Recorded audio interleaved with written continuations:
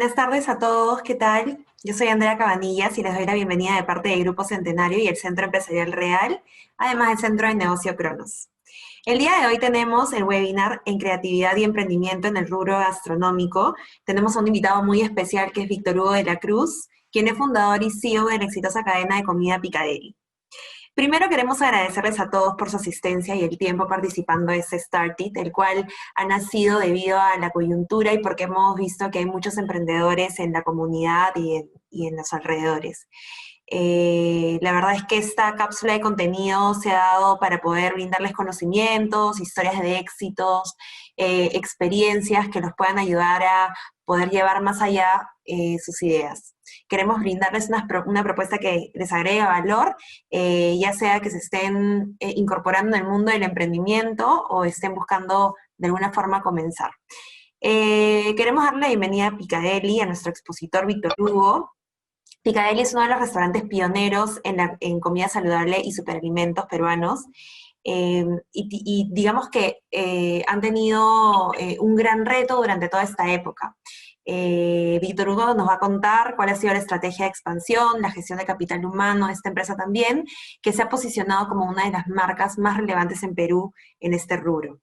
Víctor Hugo tiene 8 años de experiencia en banca y 6 como emprendedor y empresario independiente. Es economista de profesión y cuenta con una mención en innovación de productos y servicios por la Universidad de Northwestern en Kellogg University, en Chicago.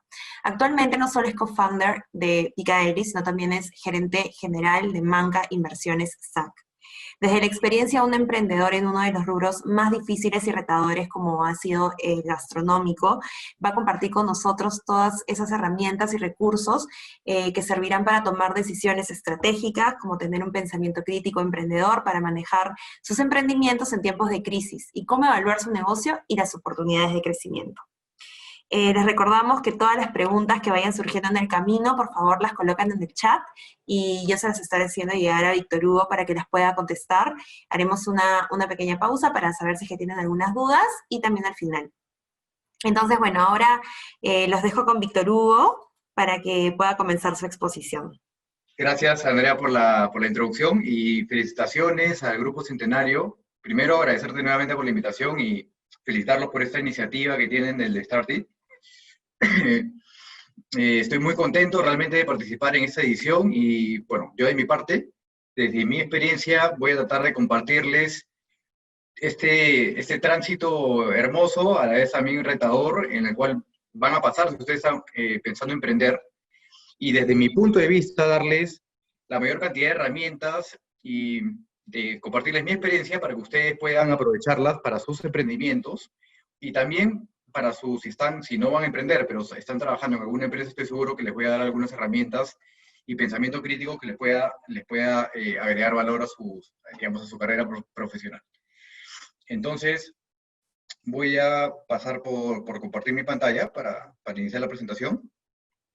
Y por favor, solamente hacerles hincapié que durante la presentación pueden dejarnos sus preguntas en el chat y también al final de la presentación, o Andrea, si gustas, me interrumpes y podemos irlas absolviendo en el camino. De acuerdo. Bueno, en esta oportunidad vamos a hablar sobre creatividad y emprendimiento en el rubro gastronómico. Bueno, como les comentó Andrea, soy Víctor Hugo de la Cruz, yo estoy a cargo soy fundador de Picadeli y actualmente soy gerente general. Me encanta el manejo del capital humano. Creo que es el principal motor de crecimiento de cualquier emprendimiento y me encargo de la estrategia de expansión. Yo quisiera iniciar esta presentación haciéndoles algunas preguntas para que vayan pensando cuántos han pensado en emprender. Después me gustaría conocerlos y saber cuántos de ustedes han pensado en ello. Me imagino quizá algunos lo están haciendo y si lo visualizan en 5 años, ¿no? ¿Por qué les pregunto esto? Pues son preguntas que me llamó la atención una estadística del GEM, que es el Global Entrepreneurship Monitor, y yo un estudio que hizo SAN, donde el Perú es el tercer país que tiene la mayor cantidad de emprendimientos, pero en edad temprana. ¿Qué significa esto? De que el 75% de emprendimientos que se hacen en el Perú terminan acabándose o fracasando en promedio en los primeros 3 años. Entonces, vale la pena preguntarse por qué no se consolidan, por qué pocas se consolidan. Entonces, quisiera yo, a través de mi experiencia, compartirles alguna de las herramientas y, en base a mi experiencia, obviamente, comentarles cuáles son las razones por las cuales yo creo que algunos emprendimientos tienen más posibilidades de éxito que otros. Entonces, primero quiero partir por un poquito contándoles mi experiencia antes de ir a este tema de herramientas que les voy a comentar.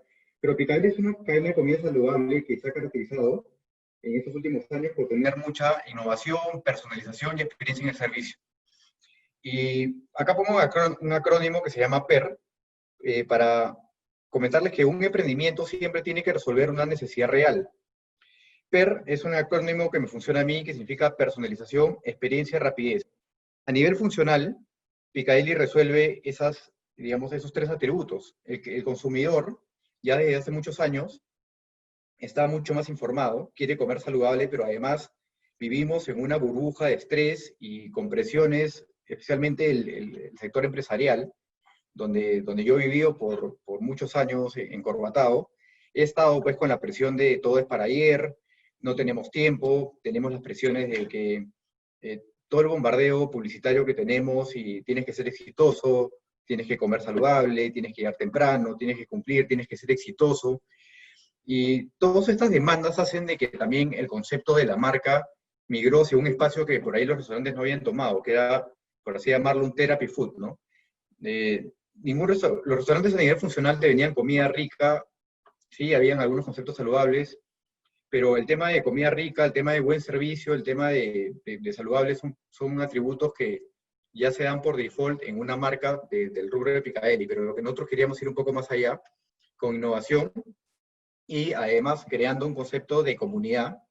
Y cuando hablo de tener un propósito de marca, cuando tú vas a emprender, el propósito, yo creo que el principio, ¿de dónde tiene que partir un emprendimiento para que tenga mayores posibilidades de éxito? Tiene que partir de un porqué. El porqué nace del emprendedor. El porqué es ese propósito que va más allá de quiero salirme de mi chamba porque no me gusta mi chamba, va más allá de quiero emprender porque quiero tener más plata. Yo creo que el emprender realmente tiene mucho mayor posibilidades de éxito cuando tú encuentras un motor que está mucho más allá del tema monetario. ¿Qué es ese motor para mí, por ejemplo, ¿no? Después de muchos años, evidentemente yo era un oficinista en el que tenía mucho estrés, estaba, digamos, me iba bastante bien en el mundo de la banca corporativa, pero yo no estaba siendo realmente feliz y no sentía de que mi propósito era cumplido. Yo realmente a mí eh, me gustaban los restaurantes, siempre me gustó el negocio de restaurante, me encantaba la atmósfera, el servicio, la vibra acá en los restaurantes, porque soy una persona bastante social y que me gusta disfrutar también, pero tenía una afición muy particular por los restaurantes, y Alonso, que está en la foto acá, es un gran amigo mío que es chef. Yo no soy chef, yo soy economista, pero tengo una afinidad muy fuerte por el tema de la innovación y por el tema de estar cerca al consumidor, por el marketing, por así decirlo, por el branding. Alonso era chef y en innumerables veces que hemos conversado y que hemos compartido, siempre dijimos hay que poner un restaurante. Entonces yo tenía claro que quería poner un restaurante porque me encantaba el servicio. A mí me apasionaba el servicio, me apasionaba el servicio de los restaurantes. Cuando se da la oportunidad yo emprendí un tema inmobiliario antes, pero se dio la oportunidad de por este emprendimiento pueda tener algún tipo de holgura para poder emprender en ese rubro gastronómico, y me voy a estudiar a Chicago, porque la intención que yo tenía en ese momento, y es algo que también les aconsejo, es que viajen. El viajar y el pisar otro terreno, y el tener al menos un periodo corto de tiempo viviendo afuera, llámese una maestría o llámese vivir fuera en un pequeño diplomado o lo que fuera, pero ayuda mucho para despercudirse un poco de la burbuja en que vivimos si no salimos de Lima o no salimos de nuestro entorno. A mí me ayudó mucho porque, además de estudiar innovación en esta universidad de Northwestern en este tiempo, me ayudó mucho a pisar la calle y a mirar muchos conceptos de restaurantes que a mí me encantaban. A mí, obviamente, también en el momento, en el 2013, 2014, que yo estaba en San Isidro trabajando, yo ya quería poner un fast food de comida saludable, porque eso es algo que también les voy a comentar. Hay que siempre estar viendo tendencias. A mí en ese momento estaba comiendo saludable, lo único que encontraba era comida chatarra y algunas cafeterías donde era el cliente pesado que paraba pidiendo que me cambien el pan por un pan más integral y paraba haciendo ahí cambios que evidentemente era un cliente pesado, pero yo quería personalizar en ese momento, yo quería que me den las cosas como yo quería y no había mucha personalización. No había servicio rápido tampoco, tenía que sentarme en una mesa y tenía que esperar y hacer un proceso regular, pedirle al mozo que me traiga la comida, esperar, luego pedir la cuenta y pagar, y a mí eso me afectaba porque, digamos, que yo tenía que regresar a mi oficina muy rápido. Y no tenía una experiencia que yo diga, wow, esto me hace vibrar, ¿no? A mí me encanta, en general, las marcas que tienen un impacto emocional con los consumidores y que generan un impacto de vida, que tú las recuerdas, que te generan un tipo de sentimiento positivo. Entonces, con esta idea es que yo me voy a, a Chicago. Para atrás. Ahí está. Entonces, ya les conté un poquito, pero en el 2014 me voy para allá y había una tendencia y me pasa algo bastante revelador, que había una cadena de comida saludable que se llamaba The Protein Bar.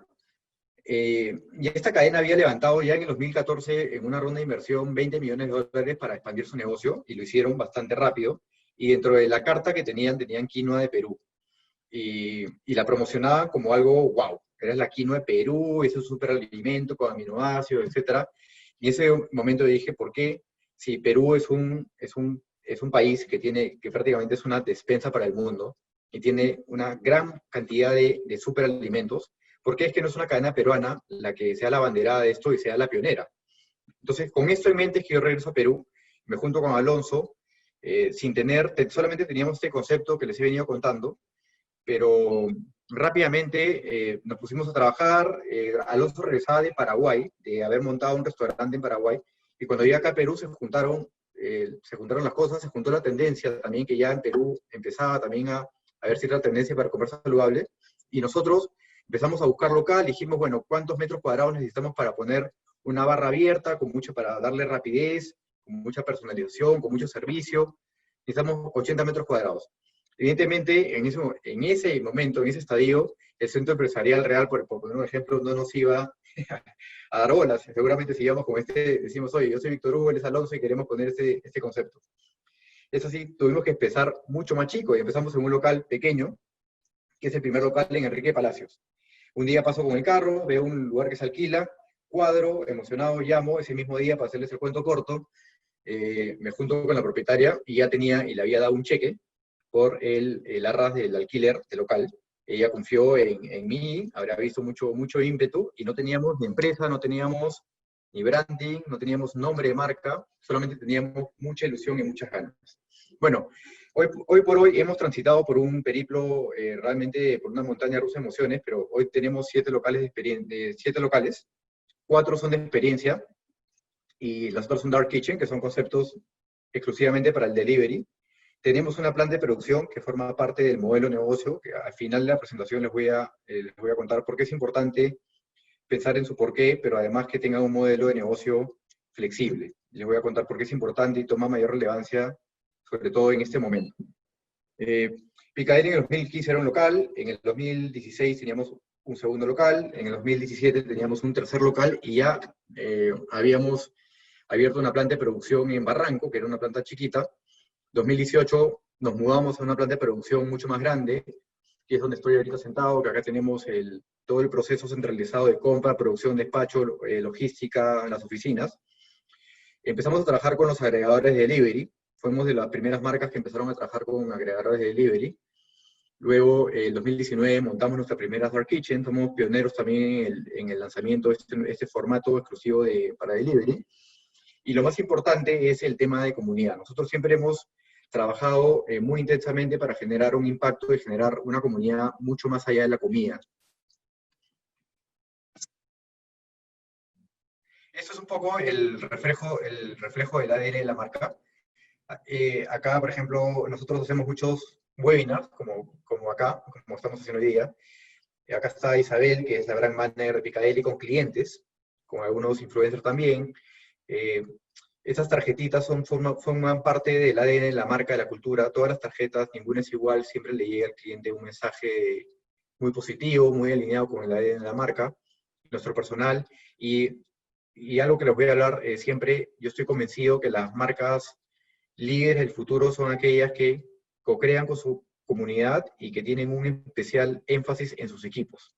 Yo, como emprendedor, creo que una de las claves por las cuales Picadeli no ha sido parte de esta estadística y seguimos creciendo y tenemos muchos sueños es porque eh, he dedicado la mayor parte de mi tiempo en buscar personas que crean en el propósito de la marca y se enamoren de la marca. Es la principal, digamos, es una de las principales barreras de entrada que un emprendedor puede tener con respecto a sus competidores, es su cultura. Y su cultura es personas, y personas es invertir en personas. Bueno, yendo un poco a herramientas y recursos. Es muy importante que siempre estén leyendo tendencias. Leer tendencias es, si tienen alguna pasión, algo que les apasiona y encuentran ese propósito, empiecen a investigar. Investiguen ese propósito en los cuales ustedes están seguros que van a ser buenos haciendo lo que hacen. Cuando uno encuentra su propósito, lo que descubre es finalmente es algo que puede hacer mejor que otro, porque lo hace de forma natural. Porque emprender es un camino de muchos tropiezos. Es de tropiezos, es de frustraciones, es de momentos donde realmente quieres tirar la toalla y dices, te cuestionas muchas cosas, pero cuando tu motor no es la plata, no es la empresa, sino tu motor es más grande, tienes muchas más posibilidades de poder ser resiliente, es una palabra que se ha puesto de moda, pero además seguir y seguir y seguir. Muchas veces, y no les miento, eh, me he sentido frustrado, he tenido días realmente complicados, porque un emprendedor es contador, es tesorero, es marquetero, es operativo, se tiene que preocupar si se, sobre todo mucho más al comienzo, si se malogra la luz, si se malogra una máquina, todo eso son parte de tus problemas del día a día. Entonces, tiene que encantarte lo que haces, porque si no, es muy fácil tirar la toalla. Y creo que esa es una de las razones por las cuales muchos de los emprendimientos no llegan, se quedan en estadio temprano. Entonces, valor tendencias es, las tendencias no es lo que tú ves hoy día, tendencias es lo que tú ves que está pasando en algunos lados del mundo, etcétera, pero que están en etapa de incubación. Pero cuando uno emprende, cuando algo recién está en etapa de incubación y vas creciendo en el camino, cuando la tendencia se consolida, tienes mucho más posibilidades de correrte la ola. Entonces es importante siempre estar leyendo artículos. Por ejemplo, yo estoy suscrito a una aplicación de McKinsey, leo muchas, digamos, ellos siempre están publicando, por ejemplo, artículos sobre estrategias, sobre marketing, y leo mucho esas cosas. Obviamente leer periódico para mí es un más, yo también les aconsejo siempre estar leyendo el periódico, obviamente periódico de valía, ¿no? Acá se puede leer Gestión, es un buen periódico para leer noticias locales. Evalúa tu producto y servicio, como les decía, siempre hay que estar en constante comunicación con nuestros clientes. Cuando tú haces un emprendimiento, no tienes que pensar en tratar de tener herramientas muy sofisticadas, sino un Google Form para tener un orden, para poder evaluar tu producto. Lo más importante de lanzar un producto no es en sí el lanzamiento, sino es lo que te dicen tu cliente del lanzamiento. Muchos de los errores comunes de los emprendedores es que a veces lanzamos un producto porque nos encanta y nos apasiona tanto que creemos que ese producto va a pegar en el mercado. Pero muchas veces lo que tú crees no es lo que el consumidor quiere. Tienes que iterar. Iterar significa lanzar constantemente y tener una cultura de innovación, de mandar al mercado, escuchar al consumidor. Algo que a nosotros nos ha servido muchísimo y es algo que hacemos con el equipo de marketing, es que lo lidera Isabel. Bueno, si Isabel está acá en la reunión, gracias porque Isabel me ha ayudado con la presentación, es que ellas hacen talleres de design thinking con los clientes. Hoy día son de manera virtual. Esos talleres de design thinking son importantes porque involucramos al cliente en el proceso creativo de lanzamiento de productos. Lo testeamos con él, lo hacemos parte del proceso de lanzamiento, y una vez que este cliente, que vendría a ser tu principal accionista, le da el visto bueno a tu marca y producto, es recién ahí que nosotros lanzamos un producto. Y aún así tienes posibilidades de que no sea exitoso. Pero lo interesante del proceso de innovación es que innovar no es lanzar un producto, no es tener una idea y decir, wow, esta idea me parece buenísima y la lanzo. Está bien, pero el proceso de innovar es una cultura que tiene que estar, tiene que estar adherida en todas las personas que trabajan contigo. ¿A qué me refiero con eso? Que siempre tienes que estar escuchando, creando, volviendo a escuchar, corrigiendo. Es un proceso evolutivo y que es parte de la cultura que se tiene que repetir día tras día en el pensamiento de la compañía. En línea con eso, siempre pensando en el impacto al cliente, ¿no? Creo que siempre hay que pensar que en tu directorio tienes, obviamente, lo más importante de tu directorio es la primera línea, la gente que tiene contacto con tu cliente directo y obviamente tu cliente, ¿no? O sea, pensar que siempre todas las respuestas hay que encontrarlas en tu gente y en tu cliente. No hay más. Yo creo que no es más que eso. No es, cuando tengas alguna duda sobre algún tema estratégico, siempre pregúntale a tu cliente y eso es vital.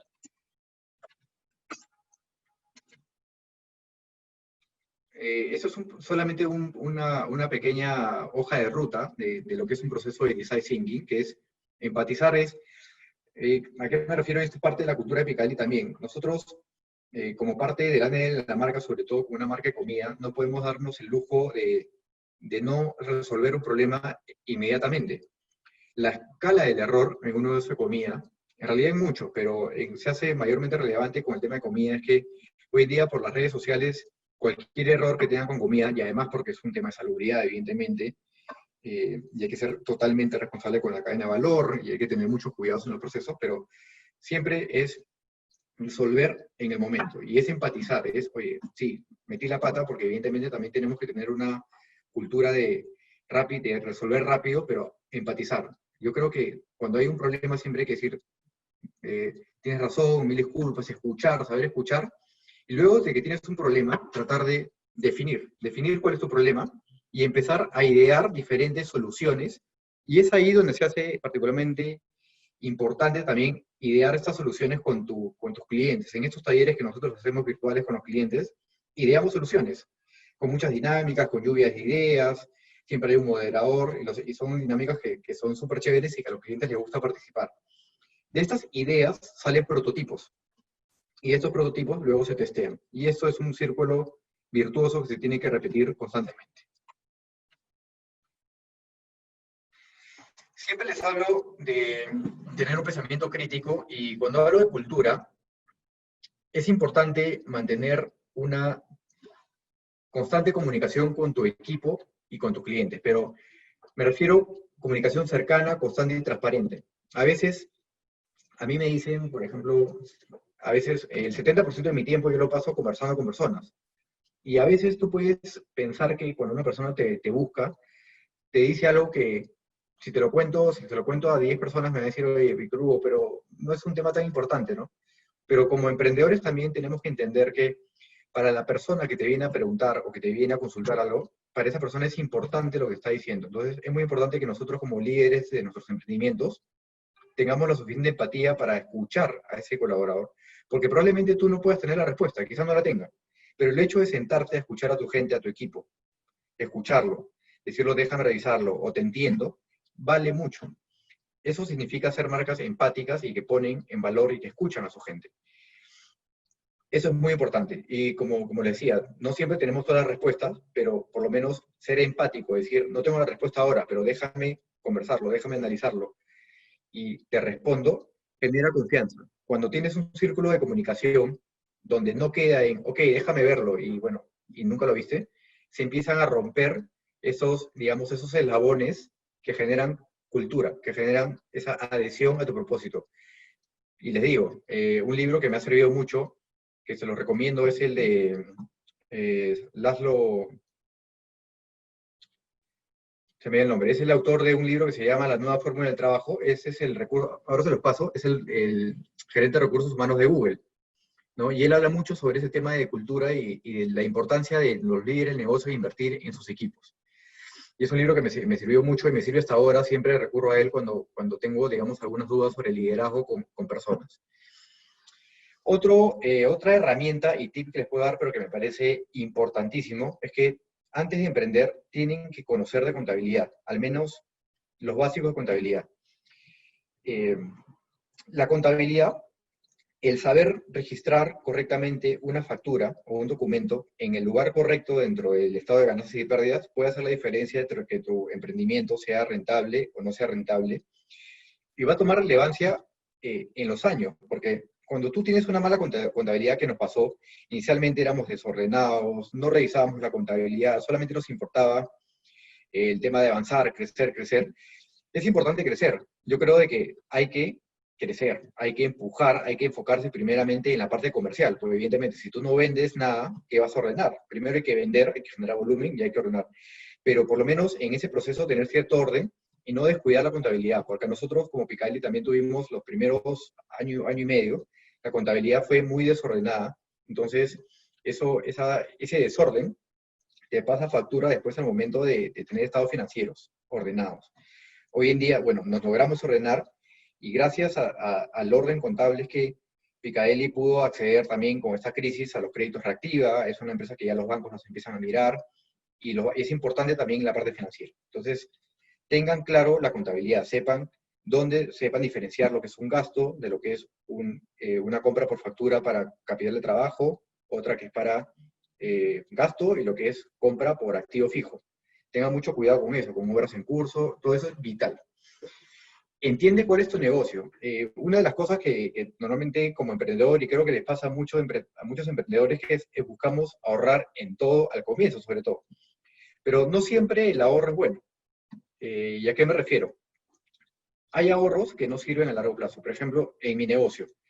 Se los doy como ideas, quizás les va a servir. Esto yo creo que aplica para todos, pero en nuestro negocio, por ejemplo, mi negocio, el negocio de Picaeli, el negocio de nosotros es el servicio, es la comunidad, es el impactar en el cliente y generar una experiencia positiva más allá de la comida. Ese es nuestro negocio. A nivel funcional, perfecto. Personalización, experiencia, rapidez. Pero nuestro negocio es el cliente, es esa cercanía. Cuando nosotros iniciamos Picaeli, compramos maquinarias que no eran las más top, ¿no? Entonces teníamos máquinas que se empezaban a malograr y teníamos que estar desviando energía del equipo para arreglar una máquina. Nuestro negocio no es estar arreglando máquinas. Nuestro negocio no es estar arreglando focos, ni luces, ni nada. Hay que hacer ciertas inversiones, sobre todo, que tú digas, ok, ¿cuál es mi negocio? Este es mi negocio. Entonces, ¿qué no puede parar? Tengo que tener buena maquinaria. Si yo podría retroceder el tiempo, hubiera hecho muy buena inversión en maquinaria y equipo, yo hubiera sido muy ordenado con el tema de la contabilidad, yo hubiera sido muy ordenado con el mantenimiento de los equipos. Por eso le digo que tener una planificación estratégica y un presupuesto también es vital. Pero lo más importante, como les digo, es la cultura. Yo creo que el 70% del éxito de un negocio y que no se quede en ese estadio temprano es la cultura. ¿Y qué es esto? Esta cultura es este proceso de los emprendedores de hacer que la gente que trabaja contigo se enamore de tu negocio. Solo así haces que la gente también sea resiliente, aguante, que confíe, que le dé sentido al trabajo. Yo creo que es importante que cuando nosotros emprendemos y la gente que nos acompaña tenga un sentido de por qué está haciendo las cosas. Cuando comprenderán que cuando nosotros arrancamos, digamos, una marca chica, y aún nos seguimos considerando una marca pequeña, hemos crecido bastante, pero me gusta pensarlo así, tener un pensamiento de emprendimiento. Nosotros nos medimos semana por semana como si fuéramos todavía una startup. Siempre nos medimos contra la semana anterior. ¿Cómo crecimos contra la semana anterior? ¿Qué podemos hacer para mejorar lo que hicimos mal la semana anterior? Obviamente teniendo un norte estratégico, ¿no?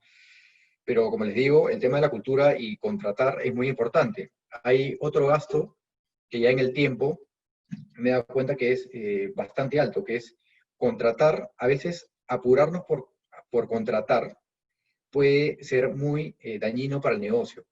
La rotación del trabajo es muy perniciosa y tiene un costo oculto. Normalmente todas las personas tienen un tiempo que se demoran en asentar, en conocer el negocio, entender el negocio, y después viene una parte donde se consolida y después una parte donde aporta realmente valor a la compañía. Pero ese proceso no ocurre dentro de los primeros 3 meses. Entonces, si nosotros no tenemos perfiles adecuados de posiciones y no tenemos muy claro qué es lo que necesitamos y el perfil de persona que necesitamos para ayudarnos a crecer, entonces se puede cometer errores que a la larga nos pueden generar mucho dinero. Yo he hecho un cálculo, por ejemplo, en nuestro negocio, eh, en personas que tienen el primer contacto con los clientes. Si una persona se va durante los primeros 4 o 5 meses, genera una pérdida, no es rentable, genera pérdida al negocio. Entonces tenemos un periodo mínimo en el cual nosotros tenemos que garantizar que esta persona se quede. Y eso es muy importante desde el proceso del onboarding, asegurarnos que sea el perfil correcto, que la persona que se incorpora a Picaeli tenga una inversión a la cultura, que realmente lo va a sentir parte de un propósito, que lo entienda, que le guste su equipo de trabajo y que tenga un propósito en su chamba, que sienta que estoy chambeando porque me gusta y sé por qué chambeo. Sé que chambeo porque Picaeli quiere consolidar este modelo de negocio para después exportarlo afuera. Sé que las principales variables de medición es su cliente. Que entienda cuáles son las cosas que hacen la cultura de Picaeli. Entonces, que tenga ese checklist mental para que cada uno trabaje en línea de ese objetivo. Nuevamente, esto es un poco más de lo mismo, pero creo que siempre hay que estar analizando tendencias y algo bien importante es que siempre las decisiones las analicen con el cliente, pero siempre soporten sus decisiones con data.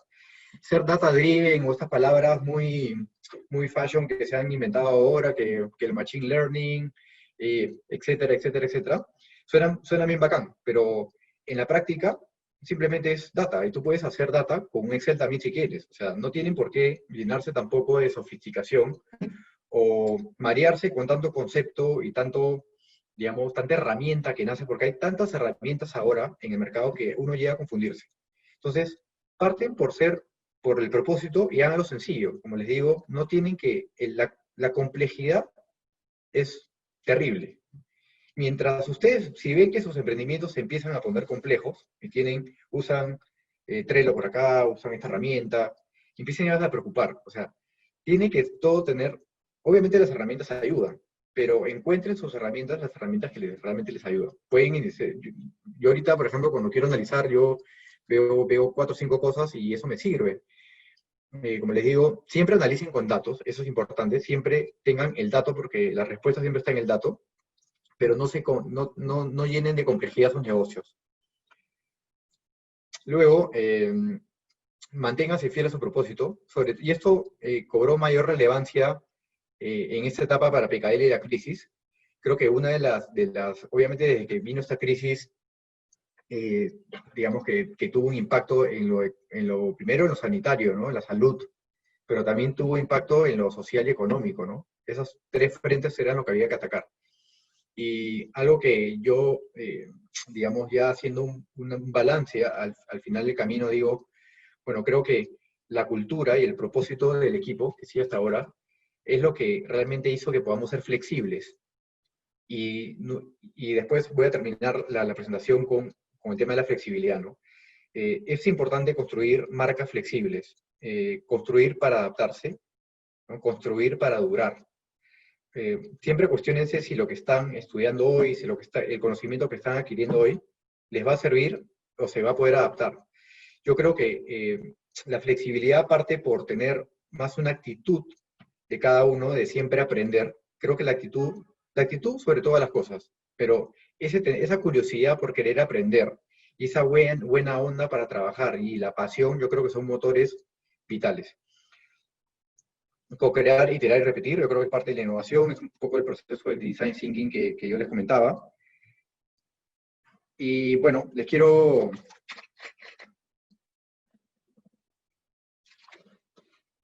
con este último consejo o tip que le estaba dando, es que eso se lo voy a pasar se lo puedo compartir, pero es un artículo de Prakash, conferencista internacional, que me pareció muy interesante este gráfico. Este es un río en Honduras, que se llama el río Choluteca. Y Honduras es un país que se caracteriza por tener muchas tormentas y huracanes, etc. Entonces, por esa misma razón es que llamaron a una compañía japonesa para crear un puente que sea inmune a tormentas, a lluvias, etc. Hicieron una obra, pues, monstruosa. Pero, bueno, en el año 98, esto se hizo, me parece que en el año 98, les puedo pasar el artículo para que lo lean, pero meses después hubo una lluvia torrencial por 4 días, hubo un huracán, y más o menos el flujo de agua que se generó en esos 4 días fue equivalente a 6 meses, digamos, de lo que normalmente tenían como ellos como en su proceso de huracanes, etcétera. Bueno, lo que pasó es que este fenómeno climático desvió la causa del río, tapó las carreteras de acceso, de ingreso y salida del puente, y miren cómo quedó, ¿no? Ese es el río Choluteca, una obra millonaria, pero la moraleja en los negocios de este puente es que a veces construir cosas muy rígidas y gastar mucho dinero en corporaciones muy pesadas, con mucha maquinaria, o hacen que al momento de crisis como esta, como la que estamos pasando, no seamos flexibles para adaptarnos. Yo creo que la clave es la flexibilidad bueno, algo que creo que a nosotros nos ayudó mucho fue esa flexibilidad, tener un centro de producción central que consolidaba, no teníamos 5 cocinas, teníamos una sola cocina, teníamos menos metros cuadrados que un restaurante convencional, éramos un restaurante que por el volumen de compra que teníamos podíamos tener un ticket menor también, ¿no? No somos un restaurante de fine dining, somos un restaurante para el día a día. Y empezamos a crecer con un modelo de Dark Kitchen, que es un modelo muy flexible, 20 metros cuadrados, muy pequeños, muy flexibles en costo. Y eso nos ha permitido aguantar. En época de crisis, priorizar, nosotros priorizamos primero nuestra gente, nuestra cultura, que se mantenga intacta y hablar con la gente. En una época de crisis, evidentemente no teníamos todas las respuestas, pero como les decía anteriormente, ¿no? La comunicación y el hecho de decir, no tengo la respuesta, pero salir a comunicar y salir a hablar fue importante. Fue importante mantenernos comunicados. Oye, hay una crisis, nosotros creamos automáticamente, tuvimos reuniones muy periódicas, estábamos muy cerca a los chicos, y esto y no les miento, tenía miles de preguntas que no podía responder, pero yo respondía, no tengo la respuesta, pero había que responderlas, y decir, no tengo una respuesta, pero escuchar y empatizar con los problemas y las dudas de las personas fue importante para generar cultura. Y cuando salimos de la crisis y empezamos a reactivarnos con la Dark Kitchen, que nos dio mucha flexibilidad, fue una etapa importante para generar garra y cultura y que la gente, hoy más que nunca, sabíamos que había una etapa difícil donde habría mucha incertidumbre, preocupación, miedo, y nosotros hicimos una campaña muy fuerte hacia adentro y hacia afuera de comunicación, de optimismo, de bienestar, de esta salimos juntos. Y no nos quedamos callados, creíamos que en ese momento teníamos que hablar más fuerte, teníamos que pegar el grito alto y demostrar mucho coraje. Eso fue lo que hicimos. Y lo otro que me quedó como lección es, efectivamente, no ser un puente del río Choluteca, ¿no? O sea, cuando ustedes traten de ver, digamos, de adquirir un nuevo curso o vayan a, digamos, a pensar en algún emprendimiento, etcétera, siempre piensen en construir para durar, no tener grandes armatostes. Y finalmente, me quedo con una frase también muy bonita de Russell Simons, que dice, he sido bendecido de encontrar gente más inteligente que yo, y ellos me ayudan a ejecutar la visión que tengo. Eso no puede ser más verdad. Entonces, muchas gracias. No sé si hay preguntas. Víctor Hugo, sí, acá tenemos una pregunta de una persona, nos ha preguntado lo siguiente. ¿Cómo evaluar el timing perfecto para poder hacer un emprendimiento? Ya, muy buena pregunta. El timing, bueno, la tendencia es muy importante. Tú puedes tener un emprendimiento que puede ser una muy buena idea, etcétera, pero de repente el mercado no está listo. Entonces, ahí va lo que les comentaba. Evalúen tendencias, ¿correcto? Y evalúen con su consumidor, bueno, pueden hacerlo con amistades o digamos, pedir ayuda con diferentes personas y preguntarles si el problema que ustedes han encontrado y la solución que están brindando realmente resuelve un problema. Yo creo que un emprendimiento tiene que estar en el momento correcto y eso lo pueden ver con tendencias. Tienen que leer mucho y tienen que viajar. Para mí eso es importante. Yo creo que una persona que viaja gana mucho. Entonces, las tendencias no están acá y tampoco ayudan, hay que leer mucho, pero complementa y potencia el viajar y estar un tiempo fuera. Yo creo que eso es importante. A mí por lo menos me ayudó mucho eso. ¿Cómo me di cuenta? Porque estando ya en Chicago yo dije, oye, esto se estaba viniendo con fuerza. O sea, acá hay esta cadena que ha levantado 20 palos y acá en Perú todavía no hay nada. O sea, estamos en pañales, pero nosotros somos un país que tiene todo. Entonces, eso para mí fue como una señal de que había que hacerlo y había que hacerlo rápido. Porque si ven, hoy en día, por ejemplo, y me parece increíble, salen muchos emprendimientos de todo tipo, ¿no? estoy viendo que en Indocopy casi 100% ha crecido el registro de marcas, está creciendo en 70% el registro de empresas, y alucinante. Pero es importante de que, por ejemplo, hoy día están haciendo muchos emprendimientos, lo que me toca ver, de muchos emprendimientos también saludables.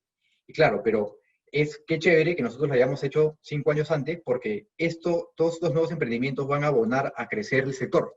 Y nosotros ya tenemos cierta estructura. Entonces es importante que ustedes estén como 4 o 5 años antes de la tendencia. Perfecto. A ver, te voy a hacer otra pregunta. ¿Cuáles serían los tips que podrías darnos para escalar a los que tenemos negocios de comida que funcionan desde nuestras casas? Ya, yo creo que siempre hay que tratar de sincerar los costos, ¿no? Si estás en tu casa, eh, primero formalizarse, ¿no? Yo creo que siempre hay que tener una empresa, hay que tener un RUC, evidentemente, hay que tener claro la contabilidad, empezar a comprar con factura, empezar a registrar correctamente, a facturar, eso de todas maneras. Pero lo siguiente es, eh, ustedes cuando empiecen a facturar, siempre pongan los costos correctos. Si estás en tu casa, tienes que hacer un P&L, un estado de ganancias y pérdidas, y poner el costo, y empieza a imaginarte cuánto tendrías que pagar por el alquiler de tu casa. No disfraces costos, ¿no? Mucha gente está en su casa y no suma, pues, el costo de la luz, el costo del agua, el costo del teléfono, el costo del metro cuadrado que está utilizando, el costo de la limpieza, el costo de la maquinaria, el costo del horno, porque estamos usando probablemente el horno de la casa, pero el horno de la casa se va a malograr eventualmente, entonces ya hay una depreciación intrínseca. Y esa depreciación, ¿por qué es? Tiene una razón de ser, que es, eventualmente tu máquina va a dejar de producir y vas a tener que sacar plata para poder renovarla. Entonces, si ceren costos y vayan viendo si, bueno, está bien empezar en la casa, me parece que eso hay que empezar, pero empiecen a sincerar, empiecen a ver si su crecimiento está haciendo, si su crecimiento le está permitiendo cubrir todos los costos, por más que no lo estén pagando hoy, pero que le están asumiendo todos los costos que en la realidad van a tener cuando emprendan. Perfecto. Aquí tenemos dos preguntas más. La siguiente es, ¿qué requisitos necesito tener para un dark kitchen y cómo se maneja un delivery propio? Ya, requisito, los de ley. ¿No? Normalmente el Dark Kitchen como concepto es, ¿cuál es el beneficio de un Dark Kitchen? ¿No? En el caso de Picadilly, por ejemplo, nosotros primero como modelo teníamos un centro de producción, tenemos una planta de producción. Esta planta de producción, para nosotros no tenía sentido pagar por metros cuadrados caros en lugares caros, en los centros financieros o, digamos, en las zonas más caras de Lima, comerciales, cuando la cocina la podríamos centralizar en un lugar más barato, evidentemente, y podríamos aprovechar y tener más espacio de mesa para comensales, que es donde hay que está la venta. Entonces, y tenía otro beneficio, ¿no? El tener eso centralizado, que podías tener un solo lugar donde recibías la mercadería, puedes controlar calidad, estandarizas tu producto también, porque en tener un solo lugar puedes estandarizar, es un solo lugar donde se produce para todos. Entonces, no hay el tema de que este local tiene un sabor diferente a este, o que tiene un proceso diferente. Eso se elimina. A partir de este modelo es que nosotros abrimos Dark Kitchen, y podemos tener Dark Kitchen de 20 metros cuadrados, que son realmente pequeñitas. ¿Y cuál es el beneficio? Que no alquilas un lugar digamos, en el metro cuadrado es mucho más barato, pues estás en un lugar que no tiene que necesariamente estar visible al cliente, pues es un punto solamente de delivery. Te enfocas en el delivery y no tienes la presión del comensal, ¿no? Eh, Como requisito para la Dark Kitchen, si tú no tienes un centro de producción, puedes tener una Dark Kitchen con cocina ahí. ¿Eso de qué va a depender? Va a depender del municipio donde estés, ¿no? Hay municipios donde ahí sí tienes que evaluar si el lugar donde quieres poner la Dark Kitchen, en ese municipio, tiene, digamos, la zonificación y tiene los permisos para que puedas abrir, eh, digamos, si fuera una Dark Kitchen, podrías pedirlo con una licencia de producción para delivery, ¿no? Sé que Surquillo tiene licencias para Dark Kitchen que no tiene el nombre de licencia de Dark Kitchen de funcionamiento, sino es licencia de eh, centro de producción, el servicio de preparación para alimentos por delivery, por ejemplo, puede ser el rubro, ¿no? Lo tienen que averiguar con la municipalidad.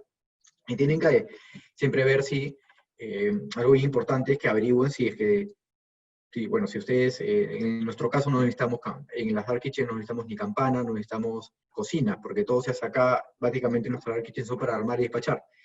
Pero si en tu caso necesitaras una cocina, fíjate bien si el impacto que tienes en el entorno y si te van a dar la licencia, ¿no? Perfecto, a ver, acá la otra pregunta. ¿Cómo lidiar con la competencia si tu emprendimiento fue pionero en tu localidad? Bueno, la competencia es algo sano. ¿Cómo lidiar con la competencia? Yo creo que siempre es importante mirar la competencia, es evidente, es importante ver tendencias, no solamente ver la competencia local, sino ver competencia internacional, pero como le dije durante la presentación, la principal, desde mi punto de vista, la principal barrera de entrada que tiene un negocio es su cultura y su propósito. Si tú tienes una cultura fuerte y un propósito claro, y eres constante con él, te inmunizas ante la competencia porque el cliente te identifica. El cliente entiende o sea, posicionas tu producto y tu servicio con un cliente y generas conexión emocional con tu cliente. Y eso no hay mejor inmunidad y barrera de entrada para tus negocios que tu cultura y tu propósito. Y acotaría algo más, que el tema del propósito de la cultura no es algo que nace en 2 semanas ni 3 semanas. Es un proceso que demora repetición, repetición, repetición, y es mucha frustración porque evidentemente en el camino te va a costar armar esa cultura, porque hay que repetir mucho, pero es un proceso que va a demorar, pero cuando lo logras, es impresionante los resultados que se pueden obtener a partir de la cultura del propósito. Perfecto. Y acá tenemos ya una última pregunta que es, si estoy emprendiendo un negocio en este momento, ¿es buena idea querer acaparar todo tipo de comidas? No, yo creo que me parece una excelente pregunta.